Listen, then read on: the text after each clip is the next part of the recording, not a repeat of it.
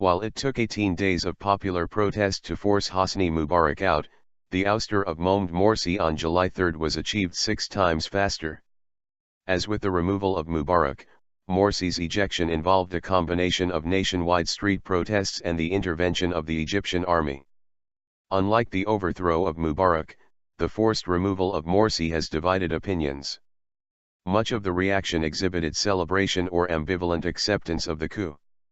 Others considered the ouster as a major setback for democracy and categorically condemned it. The dilemma faced by both international actors and commentators is best captured in some measure in Judith Levy's question, should we cheer the people or weep for democracy? Admittedly, this disagreement is in part ideological.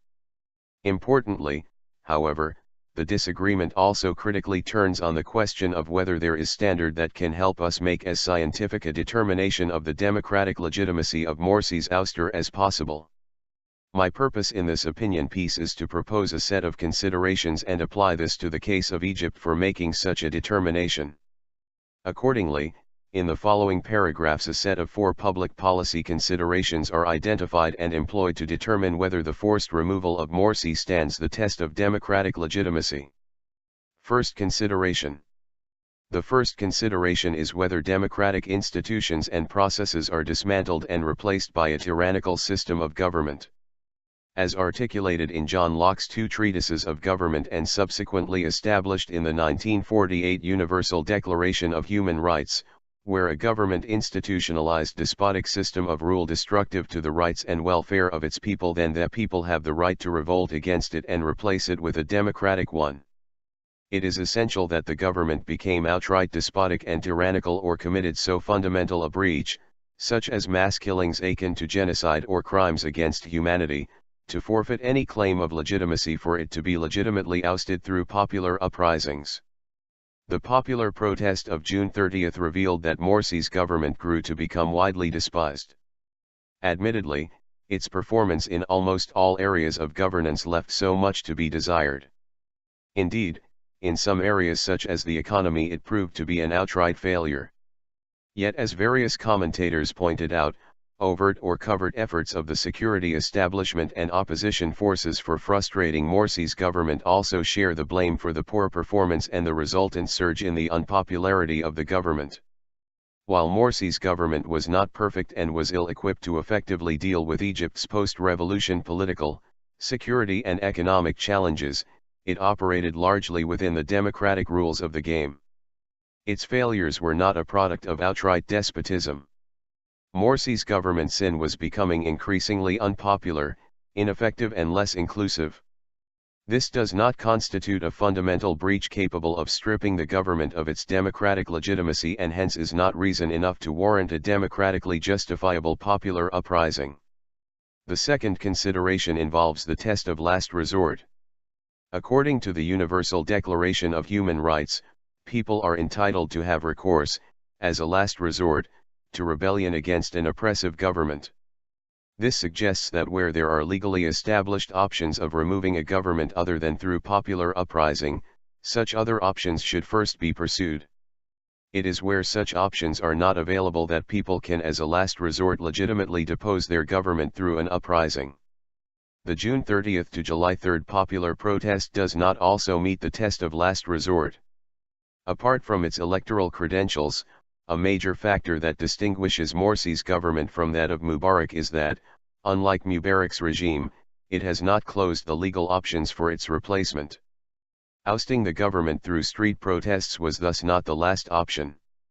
As Abdullah al-Arian rightly pointed out, people who opposed Morsi could have mobilized their energies towards upcoming parliamentary elections, won the majority, and proceeded to amend the constitution and empower a prime minister to take on a greater share of policy making than Morsi. The possibility of voting Morsi's government out of power was a real if long-term one, happening only at end of the current term. Third consideration. The third consideration is the popularity of the uprisings. Accordingly, the protests should reflect the true will of the people in all their diversities. It is essential that the uprising did not involve a partisan political agenda, nor did it seek to impose a political agenda of one political grouping over the rest of society. The main test in applying this consideration is whether or not participation in the uprisings attracted a significant portion of the population transcending their ideological, religious, ethno-cultural, regional, gender and class divisions.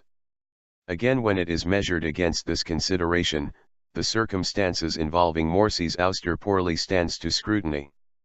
The events of June 30 to July 3 do not exactly represent the case of a people against a regime but manifested a case of large percentage of the people against a significant other.